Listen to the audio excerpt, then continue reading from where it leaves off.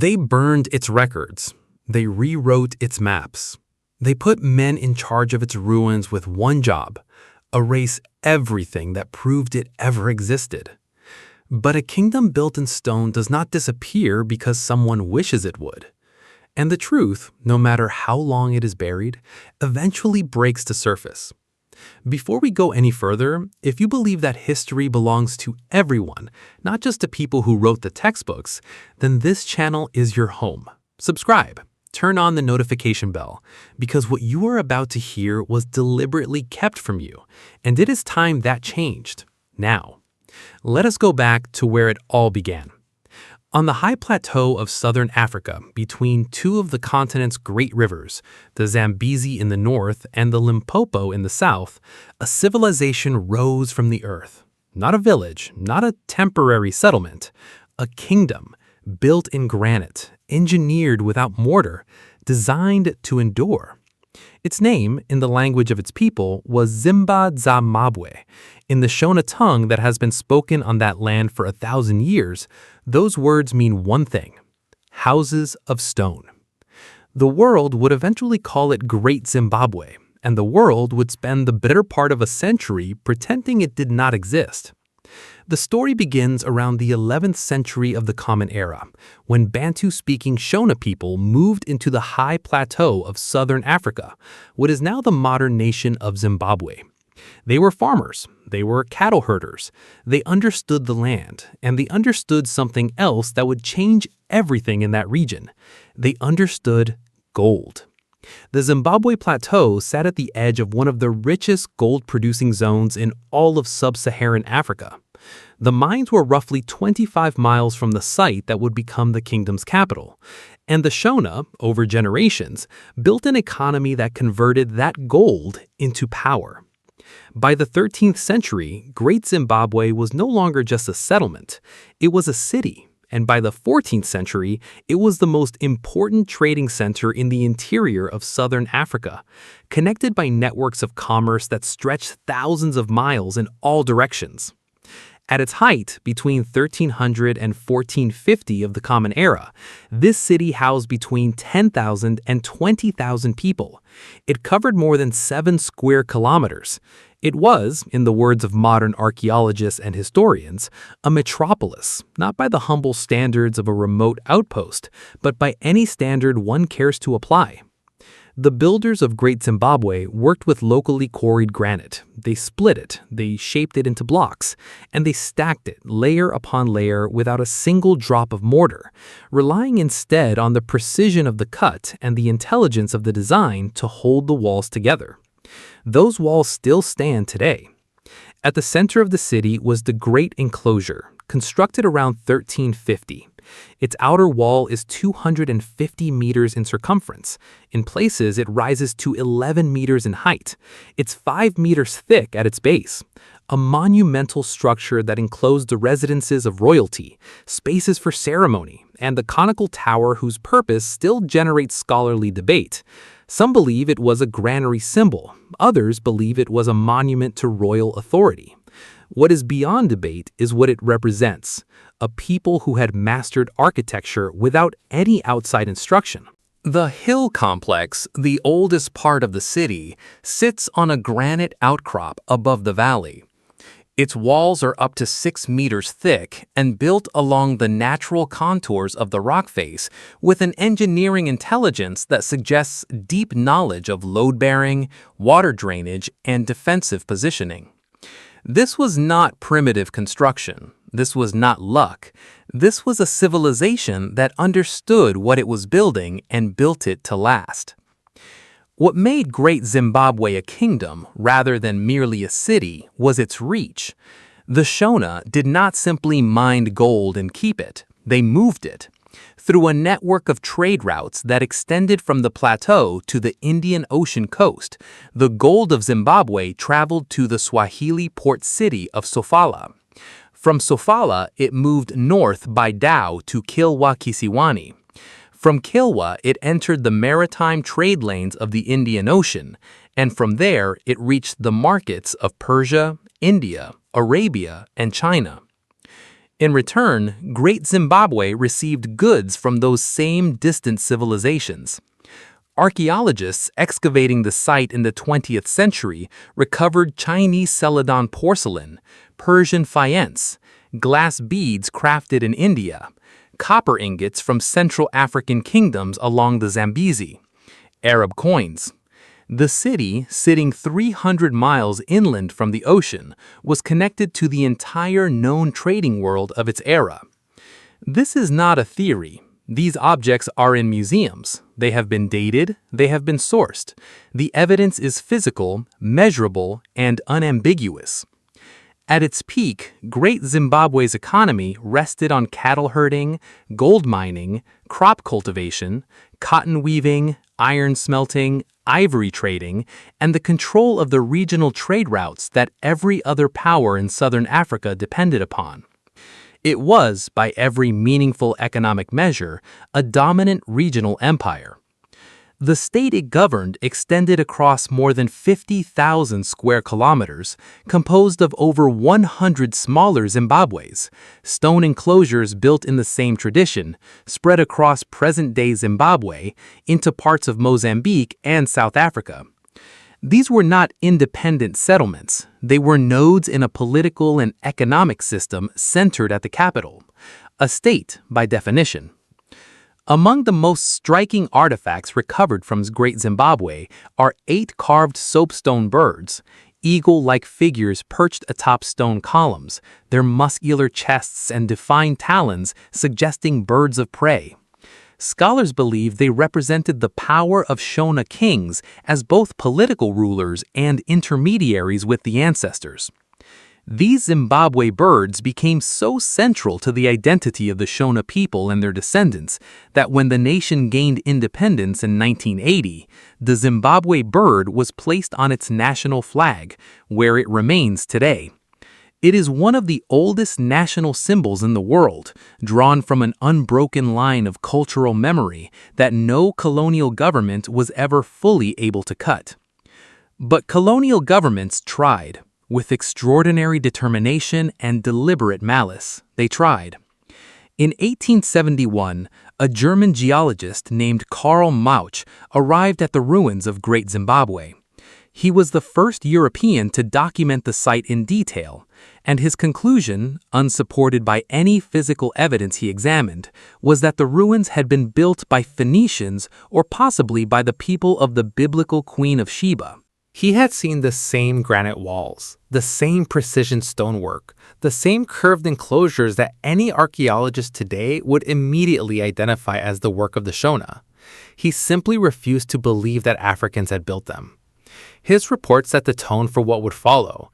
Among European settlers and colonial administrators flooding into southern Africa in the late 19th century, the idea that an indigenous African civilization could have produced something this sophisticated was not merely inconvenient, it was politically dangerous.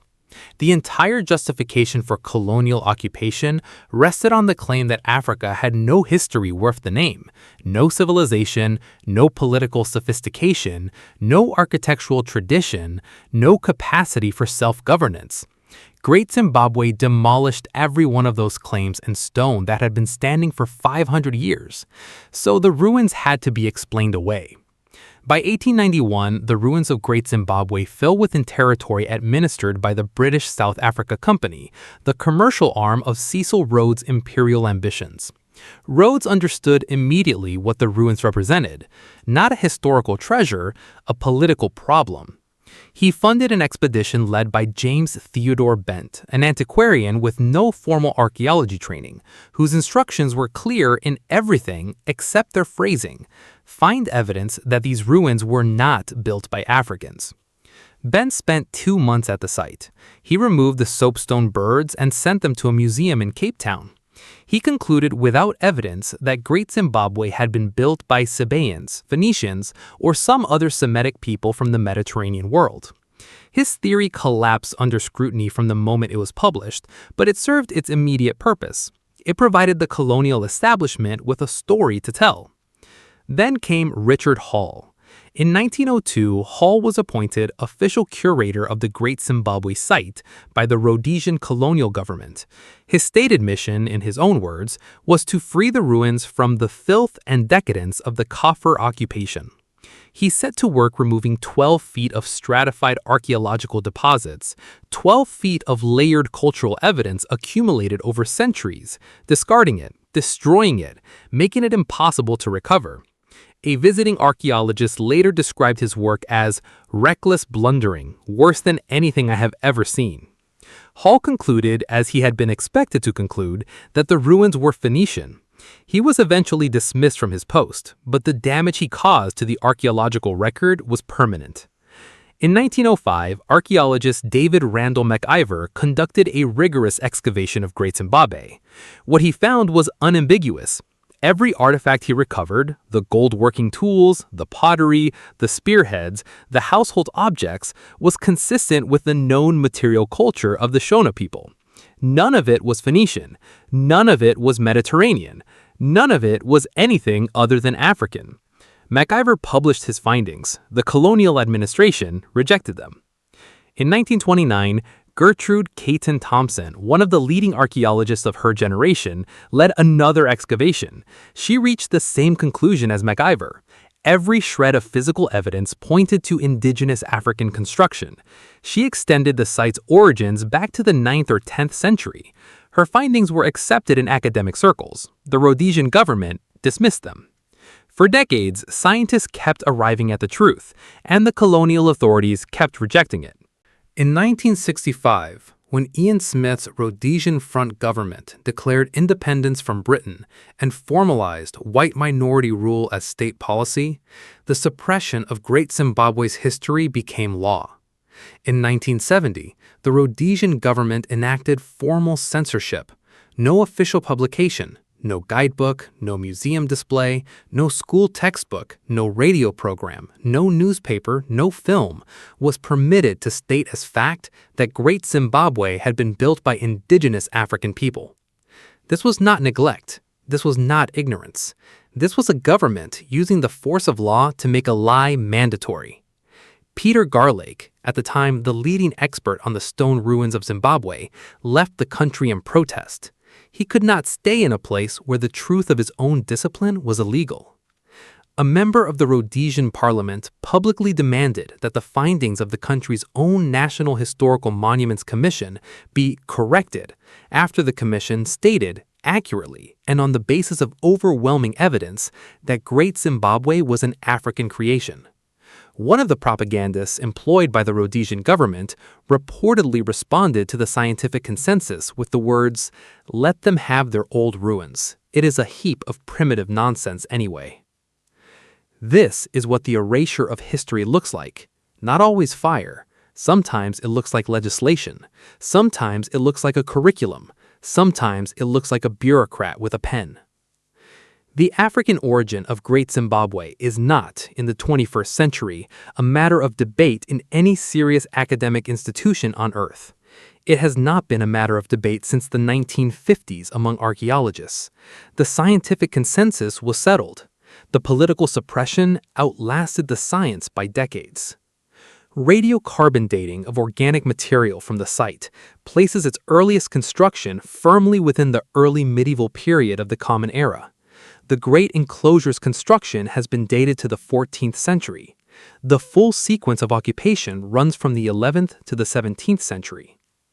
Chinese porcelain fragments recovered from the site have been matched to kilns operating during the Song and Ming dynasties. Persian pottery has been dated and sourced. The Indian Ocean trade connection is documented in the physical record and corroborated by accounts from Portuguese traders who wrote in the 16th century of a powerful kingdom in the interior whose gold reached the coast through established networks. The soapstone Zimbabwe birds, the 8 surviving examples, eventually returned to Zimbabwe after independence in 1980 and 1981. They now reside in its country's national museum and on its national flag. In 1986, the ruins of Great Zimbabwe were designated a UNESCO World Heritage Site, recognized as one of the most significant archaeological sites in sub-Saharan Africa. The kingdom of Great Zimbabwe is real. It was always real. The people who said otherwise were lying, and they knew they were lying, and they passed laws to make sure the truth could not be spoken aloud in their country. There is a direct line between what was done to the history of Great Zimbabwe and what colonialism did to Africa more broadly. The premise of colonial occupation was not simply military or economic. It was philosophical.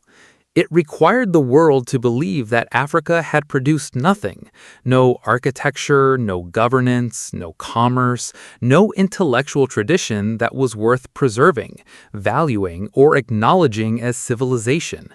That belief did not emerge spontaneously. It was manufactured. It was taught. It was enforced. Great Zimbabwe was one of the most inconvenient facts on the continent because it did not merely challenge that premise, it destroyed it. A city of 20,000 people, walls built without mortar that still stand after 1,000 years, a trading network that connected the interior of Africa to China and Persia centuries before European contact, a political state that governed 50,000 square kilometers. That is not primitive. That is not nothing. That is a civilization. And because it was a civilization, it had to be denied. Because if Africa had history, then the people colonizers were displacing had something worth protecting. And that complicated everything. The Shona people never forgot. They kept the memory alive in oral tradition, in the names they gave their children, in the ceremonies they maintained, in the genealogies passed from elder to elder. The colonial government could censor textbooks. It could not censor grandmothers. When Zimbabwe achieved independence in 1980, the new nation chose its name deliberately. It did not choose the name of a colonial administrator, a British monarch, or a European river. It chose the name of the kingdom that had been there first. Zimba Zimbabwe, Houses of Stone, Zimbabwe. That is not a coincidence. That is a people telling the world exactly where they came from and daring anyone to contradict them. Empires that build their power on lies always need more lies to hold the first one up. The Rhodesian government passed laws, silenced scientists, censored museums, and rewrote school curricula, all to keep one truth from being spoken: that African people had built something magnificent, that they had governed themselves, that they had traded with the world, that they had, long before any European flag was planted anywhere on that plateau, already written their chapter in the human story. The kingdom fell in the 15th century, likely due to resource depletion, shifting trade routes, and regional competition. That is how kingdoms end, not because their people were lesser, but because all things change. The Mutapa Empire and the Kingdom of Gutwa rose in its wake, carrying forward the same Shona traditions in different forms.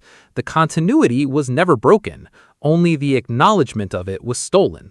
What you have heard today is not a theory. It is documented, excavated, radiocarbon dated, UNESCO-recognized history. The lies told about Great Zimbabwe are in the historical record, attributed to specific men with specific agendas. The truth is in the ruins, and the ruins are still standing. The history was always there. Someone just decided you should not know about it. Now you do. If this history survived a century of suppression, the least it deserves is to be shared today. Hit the like button. Share this video with someone who thinks they know African history. And subscribe, because the next kingdom we bring back from the silence is even more astonishing than this one. The truth was always here. We just had to dig for it.